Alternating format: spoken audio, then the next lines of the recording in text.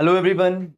Good morning. Today is 15th of September and I welcome you all to the Hindu newspaper analysis discussion. So guys, let's start with the video. In the today's video, we are going to discuss entire analysis of the Hindu newspaper along with all the articles, their background we are going to take up. Now, I would also like to tell you that you can download explainer notes of this particular session from our Telegram channel. Link for Telegram is given in description box in YouTube. Now, first of all, let's take overview of entire newspaper so that we can understand that which articles are important in the today's newspaper. So here we have the article Jan Sena TDP to fight 2024 AP polls together. Nothing much important for the exam has been given. We'll move on. Nothing much important relevant article is there. Then in city section, free hostel, major issues in DUSU polls, etc. Then these tenders are there. Okay, so guys, we'll directly be moving on and skipping this particular section because nothing much important has been given. Now here there is one particular article that you can see that activists raise concern over legal loopholes pertaining to sexual assault of animals. Okay, so basically, when we talk about the sexual assault on animals, recently there have been multiple incidents that have come that people they are sexually assaulting animals such as dogs. Now, this is something which shows the most inhumane side of the man. Now, this particular offense it is called as bestiality. Okay, it is called as bestiality. Okay, it is called as bestiality. Now, earlier there were the provisions against bestiality fine in the IPC, but new bill that is going to replace IPC, Bharatiya Nyaya Samhita, there is no provision for such. But guys, as we talk about animal rights are equally important, so such kind of a things should be addressed. Moving on. Moving on further, after that, again, we have these advertisements, tenders in this entire page. Nothing much important is given. So we'll directly reach to editorial page. But before that, spotlight page is there liquidating the hand pump. Then there is Metro Plus page, taking the high road. Fine. Moving on. Editorial section disentangling the 2030 global renewable energy target. We'll take this particular article for the exam as what it is talking about. Then limits of identity. Civil society should strive to be non-partisan in Manipur. So, guys, as this Manipur violence is going on, fine. So the civil societies need to play a very important role in this particular direction. Fine. However, much academic substance is not there. Then moving on, next article, changing the way the postman knocks. We see what is important in this article. Then broadening the field. Now, this article is talking about recent Shanti Swaroop Bhatnagar prizes that have been released. We'll take this particular article. Okay. Then further moving on, are corruption cases driven by political rivalries? So recently, here we see that the TDP national president was arrested by the CBI for a corruption scam. Okay, so basically, article the leaders who have been questioned, fine, and what are the charges, etc. Nothing important for exam is given here in this particular article. Then text and context, the travails of gig workers. So basically, guys, what has happened recently? The National Council of Applied Economic Research, okay, they have done a study on the gig workers and they have given here some data. Now, conceptual aspect is not there. For example, they say, for example, they are providing this thing that how the people enter in the gig sector, such as how they become Zomato, Swiggy riders. So 63% gave offline interview, 17% gave online interview. Okay, then for example, the duration of job, how many hours they are working, job requirement, they how many of them have their bike, how many of delivering food on bicycles, etc. So these just datas have been given, so you can just scroll through that. Okay, however, nothing much conceptual aspect is given. So this entire page is a data point article decoding the political messaging of Jawan. If you have, you can go that, but nothing much important for exam has been given in this article.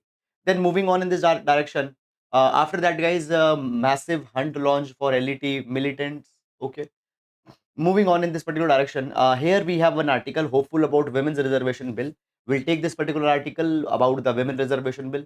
Then after that, submit items found in Gyanvapi survey, quash report by editor guild, Methi body to high court.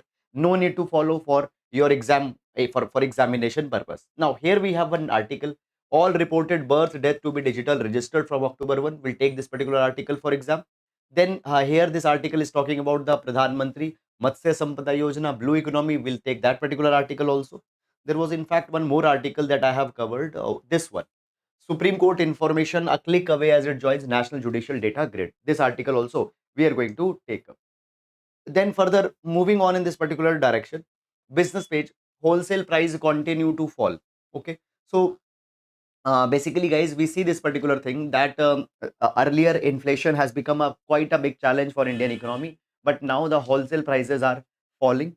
So okay, a kind of a we see this particular thing that over on year there is a kind of a now a deflationary trend that is being seen now, not exactly a technical deflation, but in August months there is a kind of a deflation. Okay, fine. Then moving on in this particular direction, after that Odisha unveils a special subsidy to attract investment in steel.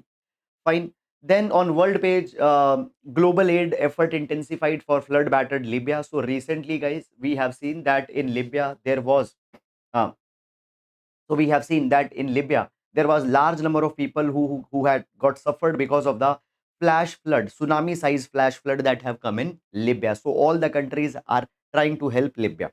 Kim invites Putin to visit North Korea during rare summit.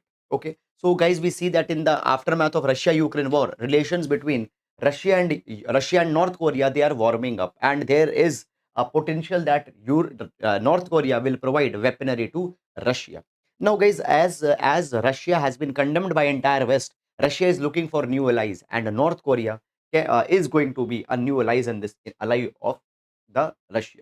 Then we have sports page, and guys, in last we have the science page.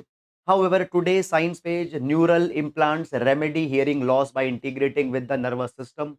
So cochlear implants which help the people in hearing. Okay, and basically hearing, what type of treatments are there in hearing, implants that are used. Okay, how these cochlear implants work, all such kind of a thing. Understand this particular thing, guys, that we don't need to go in the biology part of hearing loss. However, in UPSC examination, emerging science and technology, those questions are asked. Fine. Now, for exam point of view, much important substance is not there. Here, there's one more article. Does vagus nerve dysfunction have a connection with COVID? Okay. So basically guys, when we talk about the vagus nerve, these are the a pair of nerves which run from your brain stem through the neck and chest towards the stomach. Okay, so they are a very important part of the parasympathetic nervous system, which is responsible for relaxing, resting, all these things. So there have been reports that have said that COVID is impacting these nerves. So on that particular thing the questions have been discussed, but one thing, COVID's impact has still not fully been decoded. Whatever has come up till now, these particular things are being debated, these particular things are being questioned. Okay, now what I want to say, guys, this thing that in the name of science, every article, even if it is talking about core science, that is not to be read, because emerging science technologies and their application, they are something that are asked in the UPSC both in mains as well as prelims examination. Now let's discuss the relevant articles one by one in detail. Okay. Now, in every class, we take a GS quotation. We start with that. So today we'll take quotation from Dr. APJ Abdul Kalam, and the quotation reads that great dreams of great dreamers are always transcended. Great dreams of great dreamers are always transcended. So great dreams, the vision of great dreamers, great people, leaders, reformers. Their vision is never narrow. Narrow in terms of people of their own religion, narrow in terms of people of their own caste, people of their nationality. No, their vision is never restricted in this narrow sense.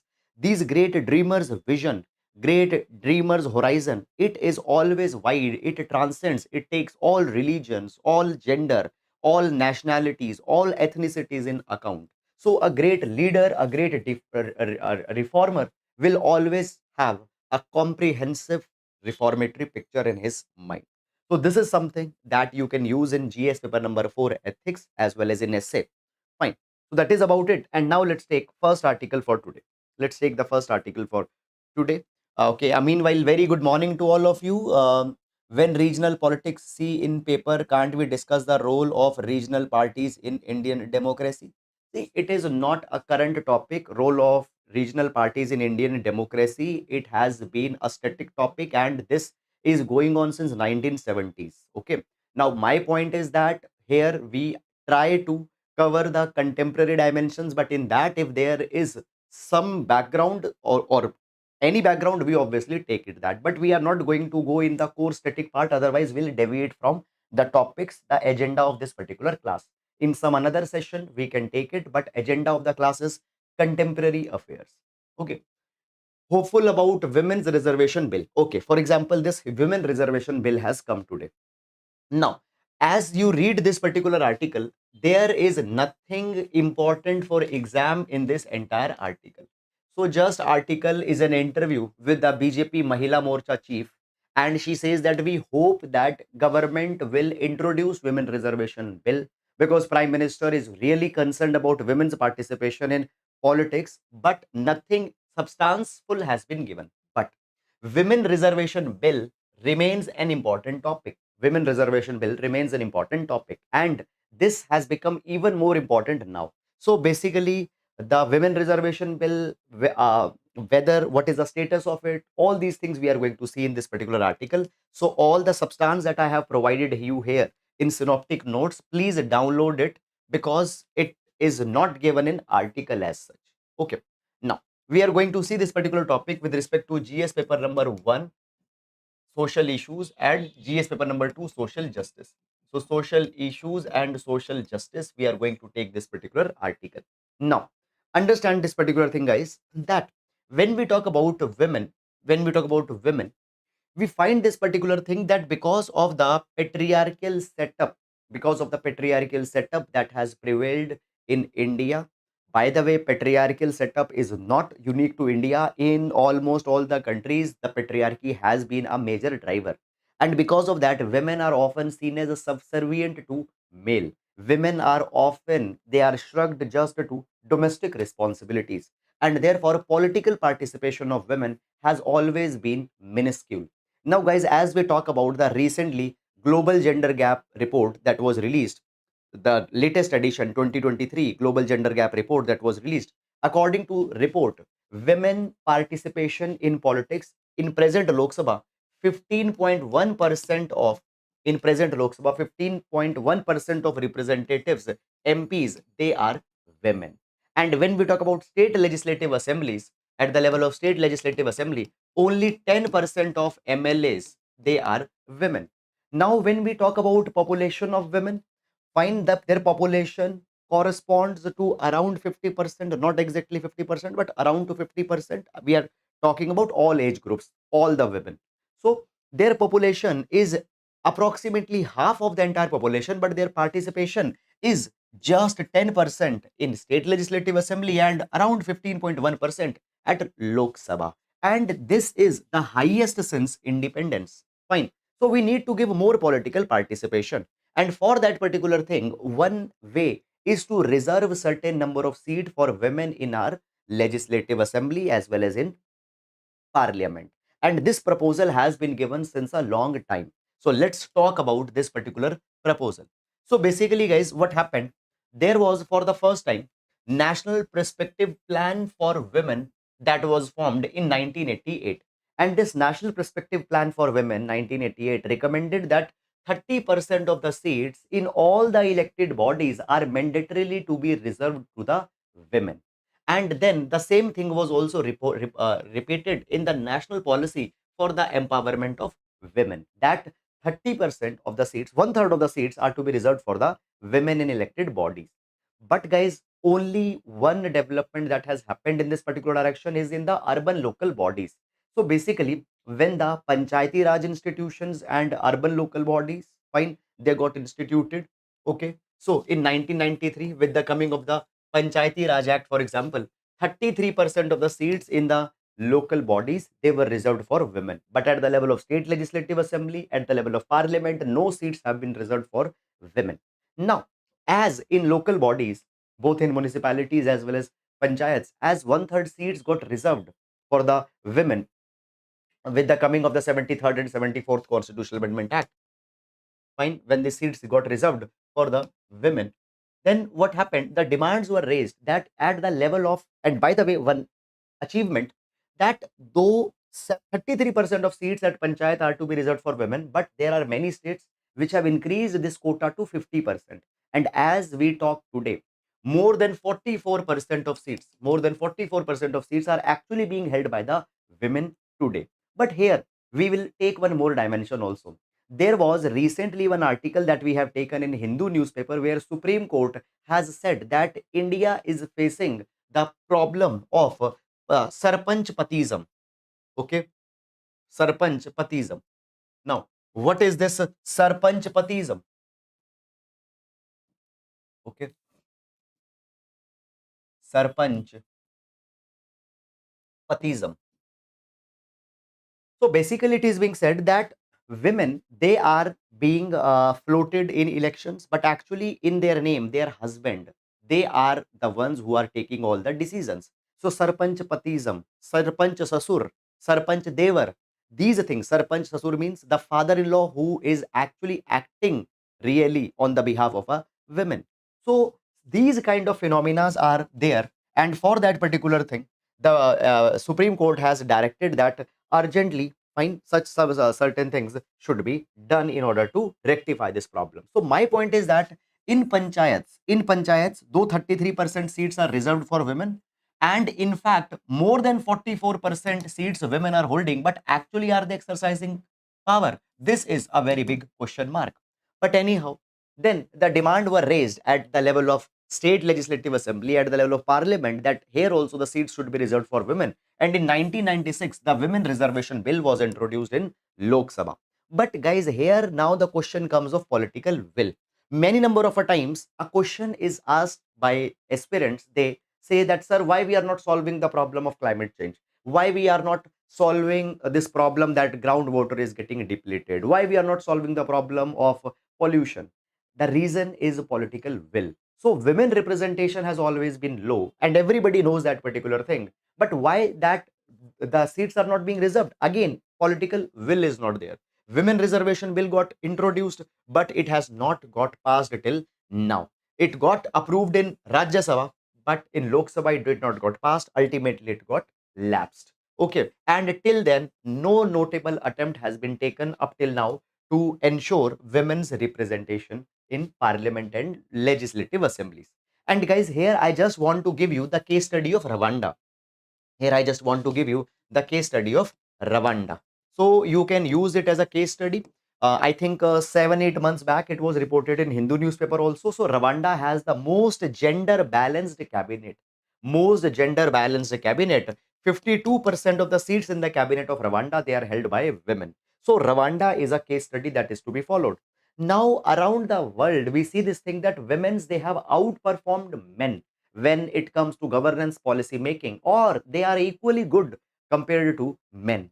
So therefore, for that particular thing, we need to think up again that whether the quotas can be given. And when we talk about the Norway has already implemented the quota. 40% of the seats in 40% of seats in the corporate boards, okay, were also to be occupied by women. Okay, corporates, fine. Now it is a time of India, which is the mother of democracy, that we need to give more representation to women. But again, a question marks comes that though you give quota to women, but already quotas have been given in Panchayati Raj institution, local bodies. There, whether women are actually exercising power or not, that has been questioned, and even Supreme Court, and even this is the phenomena Pradhanpati that prevails. Okay, but quotas are still to be given. Why quotas are still to be given? Because guys, when women will not see them in authority position, patriarchy will not get diluted. As per the case study of West Bengal, it has been provided that when West Bengal has seen, when the women, young women are seeing under themselves under the leadership of a female chief minister, now women, young girls are thinking that they can also hold the leadership roles. Also, it socializes the new generation. When this new generation sees women in leadership position, they accept their authority. So for diluting patriarchy, even for symbolic purposes, this is important. However, long lasting, meaningful political participation is always the need of hour. Moving on to next article. Moving on to next article. Broadening the field. Now, this particular article talks about, You can see it with respect to prelims examination, because lately UPSC is asking the question on awards. Okay. And secondly, guys, science and technology GS paper number 3 also we can take this particular article. Now where we'll take in science and technology, not in some innovation, but in the scientific studies, in recognition of the science, in the recognition of scientists, in recognition of science talent, there we'll take this particular article. Now, so basically guys, what has happened recently CSIR, recently CSIR, that is the council of, just a minute. So recently, the Council of Scientific and Industrial Research (CSIR) it has released Shanti Swaroop Bhatnagar prizes. Now, Shanti Swaroop Bhatnagar prizes are one of the most prestigious award that is given in the field of science, and they are often called as Indian Nobel. They are also called as Indian Nobel. So, Shanti Swaroop Bhatnagar prizes, they are awarded to scientists under the age of 45 who have made outstanding contribution in the field of biology, chemistry, engineering, mathematics, medicine, earth sciences, and physical sciences. So these are categories in which the Shanti Swaroop Bhatnagar awards are given. These awards include a cash prize, it includes a citation, and some salary perks are also to be given. For example, the scientist who has been awarded, let's say he is right now working in IIT, so some salary hike, salary perks will also be given. Now, basically, why this has come in news? Because guys, this is happens to be the most distinguished prize of India, but last year it was not released. Why it was not released last year? Because government had a particular viewpoint that there are too many prizes that are being given to scientists, and understand this particular thing, that if too many prizes are being given, then that will not hold that particular relevance. Okay. So basically guys, the prizes, recognitions will be important if they are given only to few, but government was of a view that we are giving too many prizes to scientists, and therefore therefore it is reducing its prestige. And there was some talks on the card to reform that. uh, there was one particular reform on the card also, that we will give one big award similar to Nobel Prize rather than giving a lot many prizes. But as of now, nothing has happened. Fine. And government has given this particular year the Shanti Swaroop Bhatnagar Prize as it was giving earlier. Now, this particular, now the article has given one very good recommendation and say this particular thing, that see, then when we are giving the prizes to scientists, we are not giving prize for a particular achievement always. For example, in athletics, you win a 100-meter sprint, you have won a particular tournament. For that tournament, for that particular race, for that particular event, you are being given prize. But scientists, they continuously work in uncertainty for many years. They don't even know that what they are working, will it going to bring any breakthrough. Okay. Similarly, as we are making this video since 2020, but we don't know whether it is making any breakthrough or not. So scientists, they are working continuously, don't know whether something will happen or not. And for recognition of their hard work, for recognition of that rigor, these prizes are given. So my point is that, so sorry, the article's point is that they should be continued, and for their industrial work, industrious, hard, laborious work that they have given, it is important. Though there is some reforms that needs to be focused upon. For example, this year 12 winners are there of Shanti Swaroop Bhatnagar Prize, but out of the 12 winners, 12 winners, 11 are from centrally funded institution, and all the 12 are male. All the 12 are male, and 11 are from centrally funded institution. And within the centrally funded institution, majority of them are from IITs. Now, point is that the article says that we don't question the credibility of the scientists who got award. They were equally deserving, but we need to give more focus on women scientists also, because if you if you will scroll, you will find that there are surely many women researchers also, and from the state university also there are many women researchers who are equally deserving. They should also be recognized. Diversity should be recognized. Now, recently guys, ISRO was in news. First was Chandrayaan 3 successful landing, and then second is the launch of Aditya L1. And today ISRO has become the premier institution not of India but of entire world. Fine, ISRO is envy of every world country. Every world country wants to have an institution like ISRO. How ISRO became such such a impactful, such a prestigious organization? It is because of the consistent encouragement that has been given, and during the periods of uncertainty, during that time also the ISRO was given support. Okay, so this is something. Now, moving on, guys, in this particular direction. Moving on in this particular direction. Next article, Supreme Court information a click away as it joins National Judicial Data Grid. We'll take this particular article with respect to GS paper number 2, Judicial Reforms. GS paper number 2, Judicial Reforms. Now, guys, as we talk about the judiciary happens to be, judiciary happens to be the third pillar of the state. It happens to be the third pillar of the state. Legislature is first, executive is second, judiciary is third. Now, one, second, third doesn't means in order wise. Okay, and fourth pillar of a state is a media. So judiciary happens to third pillar of a state, and it happens to be one of the most important amongst all these three. Why? Because judiciary ensures that the rule of law is being followed in the country. Country is being governed by constitution and not by the arbitrary laws. It also keeps legislative and executive check. So judiciary happens to be one of most important institution. Judiciary is institution where a common man can approach and can get remedy for any wrongdoing that has happened. But when we talk about judiciary in India, we see this particular thing that more than 3.5 crore cases are pending in various courts across India. Specifically, if I just give you the data from Supreme Court, now you just don't need to remember absolutely, but some indicative number you need to have if you are writing any question on judicial backlog, on judicial pendency of cases. So as of 2023, nearly 65,000 registered cases are pending in Supreme Court.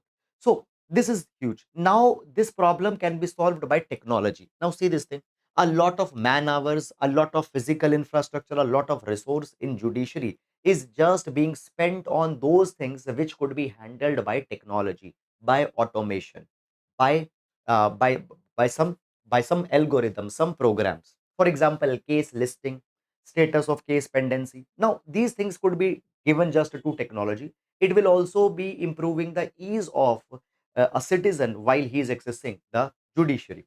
So basically, what has happened in this particular direction? Supreme Court has got connected with National Judicial Data Grid. National Judicial Data Grid. And this is the part of the e-court program. National Judicial Data Grid. Now, what is this National Judicial Data Grid? It is going to be the national repository where all information case wise will be present. Now, if you want any information about any case, you don't need to go anywhere.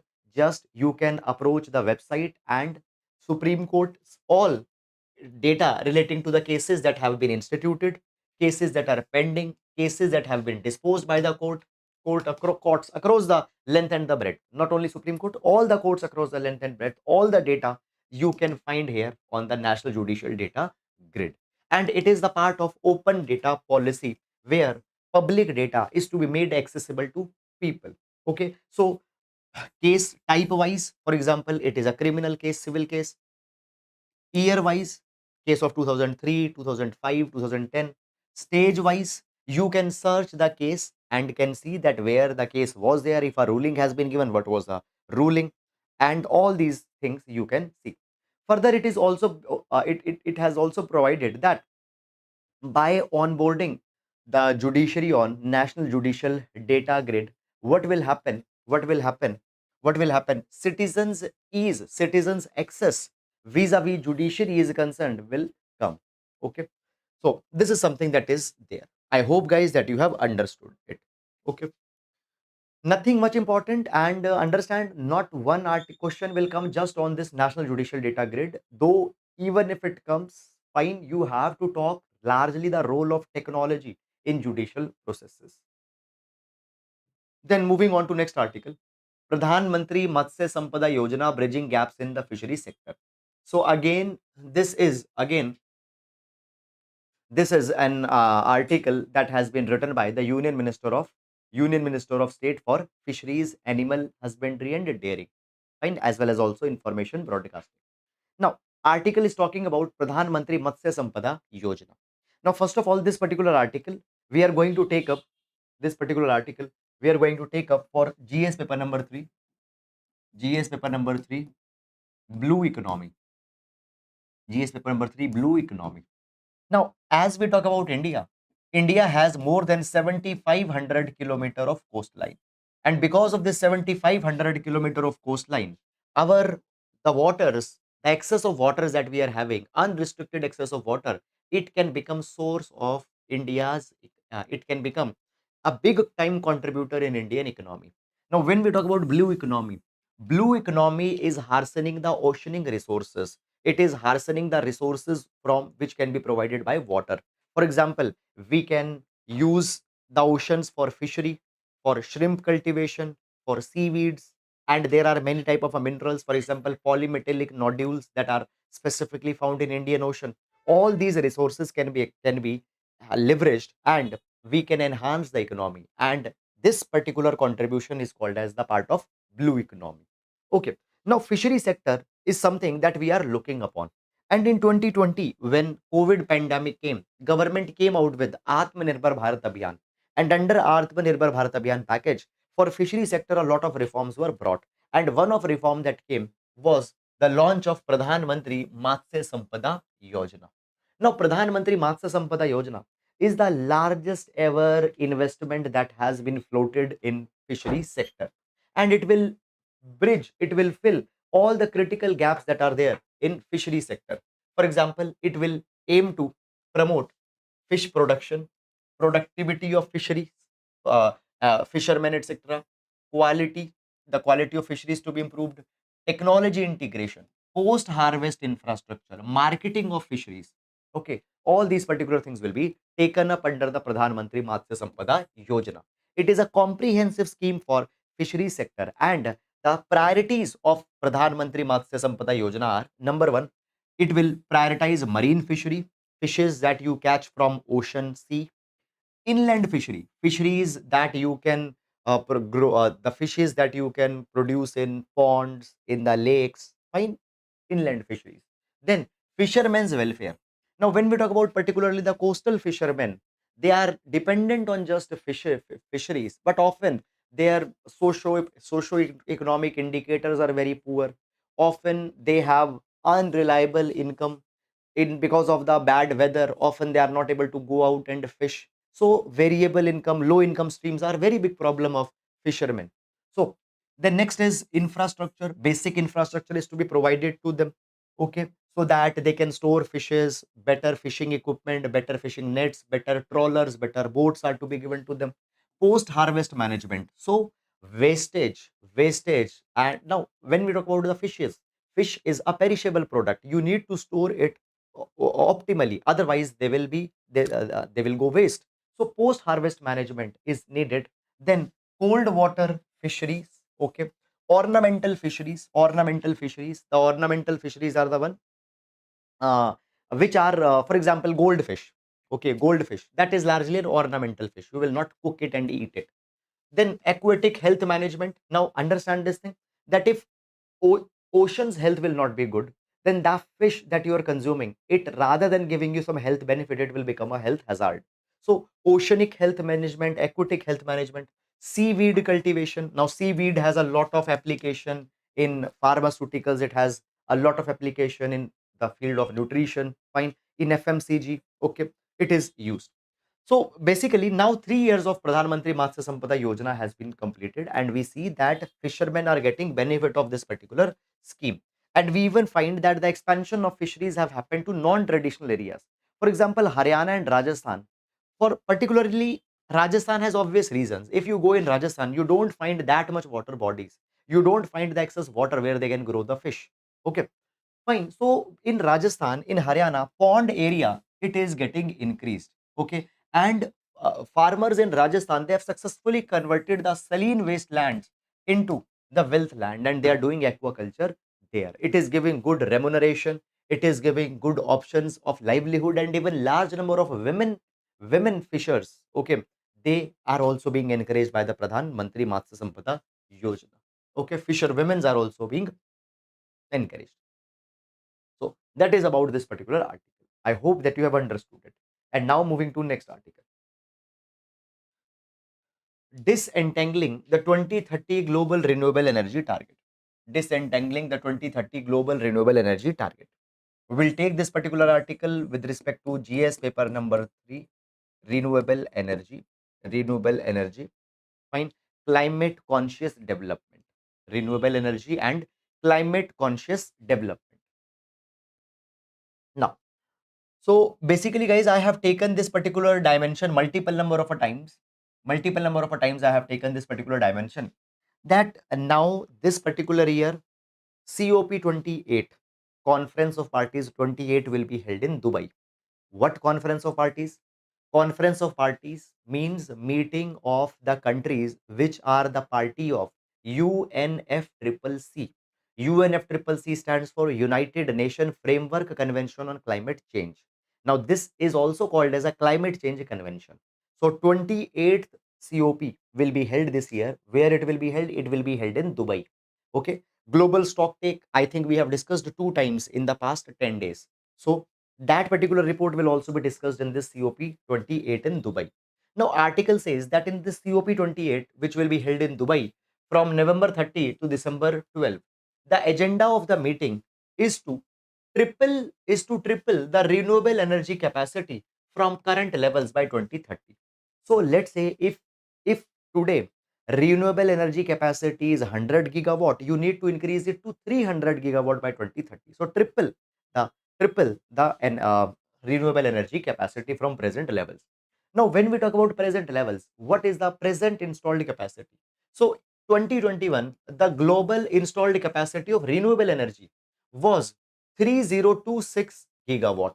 Okay. Now, guys, this is, please note it down because these data you can use in your examination. So, as of 2021, what is the global installed capacity of renewable energy? 3026 gigawatt of installed 3026 gigawatt worth of electricity is coming from renewable energy.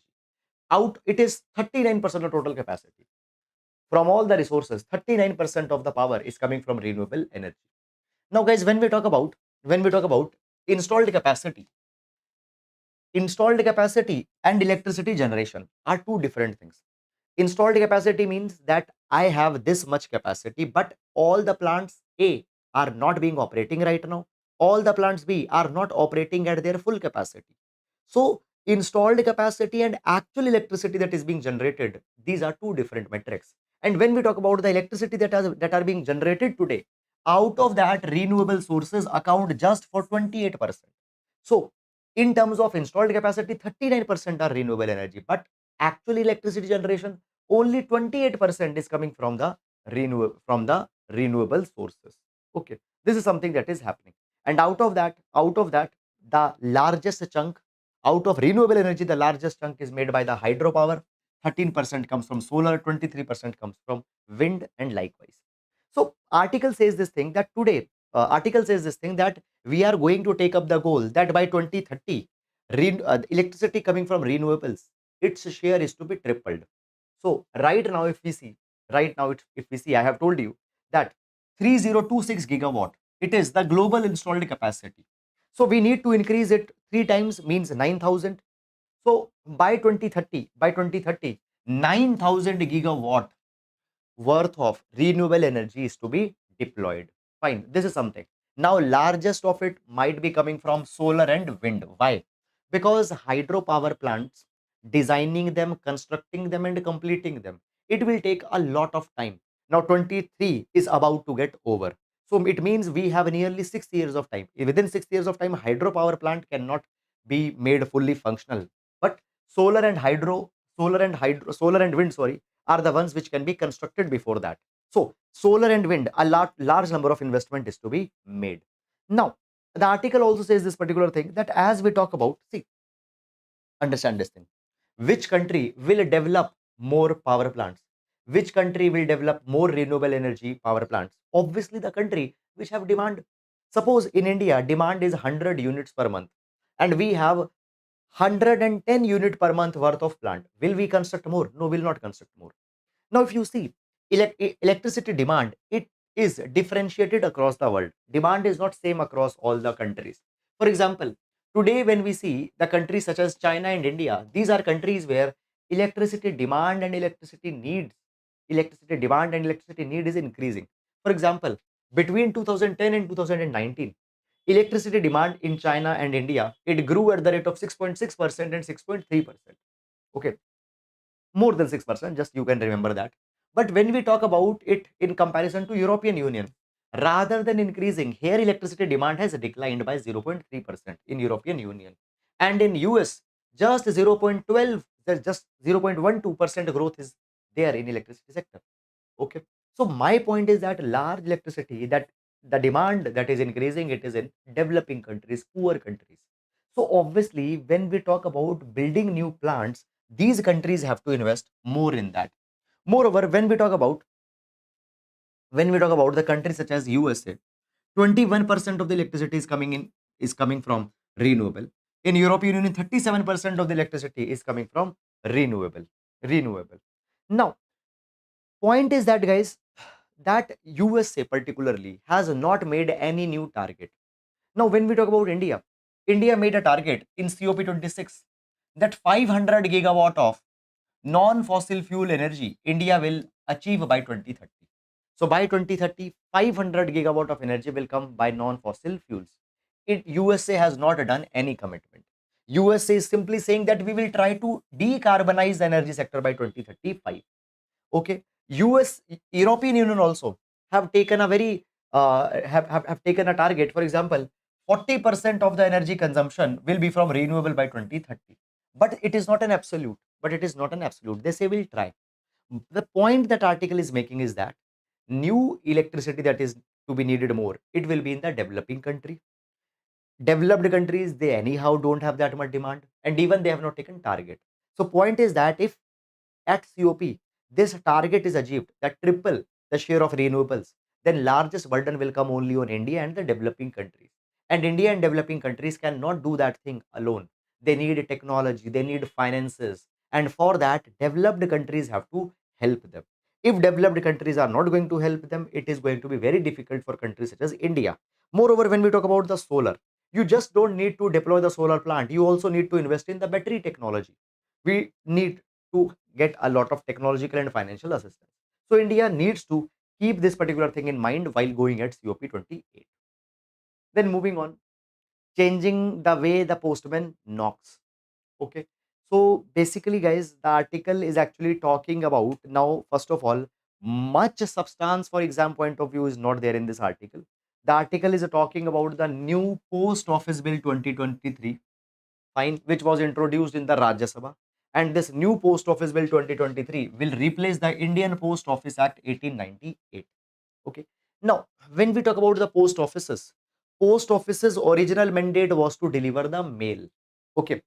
But guys, over the years, since colonial times, post offices are working in India, and they have, and because of this rich legacy, rich history, we have a huge network of post offices across the length and the breadth of our country.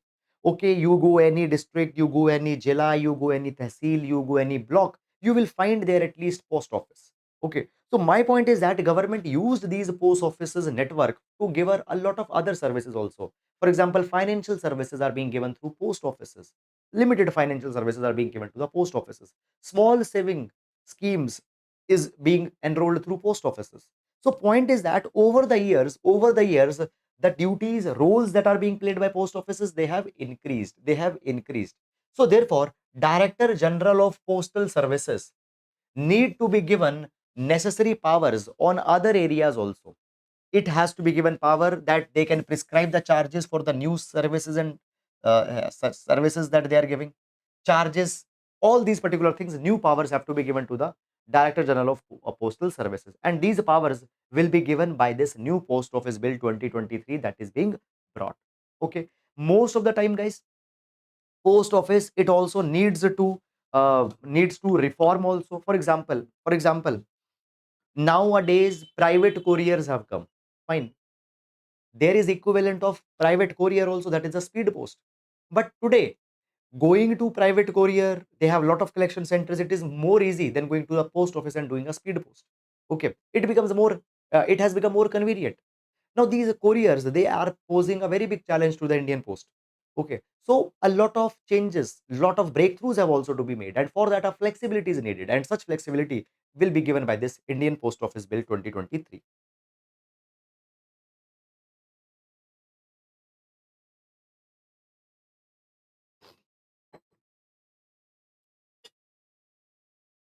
Moving on in this particular direction. Okay, so these are the things that have been provided.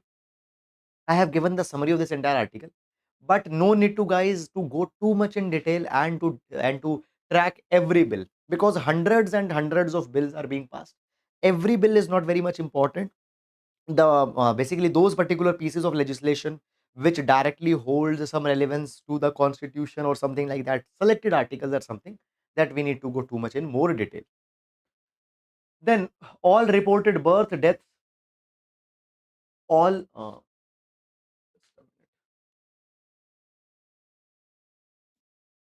all reported births and deaths to be digitally registered from October 1. So basically, guys, already India has passed Registration of Birth and Death Amendment Act 2023, and that day on which this Registration of Birth and Death Amendment Act 2023 will come in force is October 1. And as per this particular Registration of Birth and Death Amendment Act 2023, the idea is that every birth and every death now India is to be digitally recorded, and there will be digital birth certificates that will be issued. Nowadays you might be having a physical copy of birth certificate where you have to physically attest at every place, but then there will be the digital copy of the birth certificates, which will be a single document that can be used for admission in educational institution, for driving licenses, for government jobs, Aadhaar, passport, voter enrollment, everywhere this digital birth certificate can be used. And this, from these digital birth certificate, the database that government will get, that database government will use for other purposes also. For example, for updating the national population register. What is national population register? National population register is simply the list of bona fide uh, uh, uh, the bona fide citizens in India. Then ration cards. Now guys, understand this particular thing, that suppose there is a ration card that have been issued, and on the basis of ration card the food allocations are given. Now there are people who die, okay, but their name has not been struck from ration card. New people that have been born, their name has not got added to ration card. Okay, and addition and deletion is a very time taking process. So automatically ration card can be updated when we have digitized birth and death data. Ration card can be getting automatized. Property registration, electoral rolls, all can be updated far more efficiently. So this is something, and every it is compulsory for every state. They have to register their birth and death on, they have to register them digitally, and they have to share that particular data on the center's civil registration system, as well as they have to share data with the Registrar General of India. Now, Registrar General of India is under which ministry? Not under the Ministry of Statistics, under the Ministry of Home. It is under the Ministry of Home. Okay, so that is all about it. Then, guys, moving to the main practice question for today. So, question says that tripling target cannot be achieved. Okay, just one word I forgot to add here. The tripling of renewable energy. Just add this one. The tripling of renewable energy target cannot be achieved without the rapid growth in demand from other developed countries. Analyze.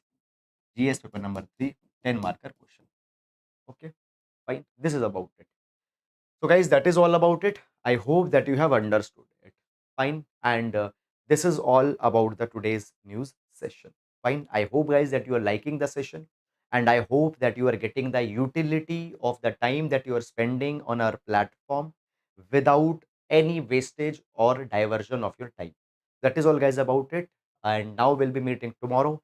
Till then, please take care of yourselves. Thank you so much.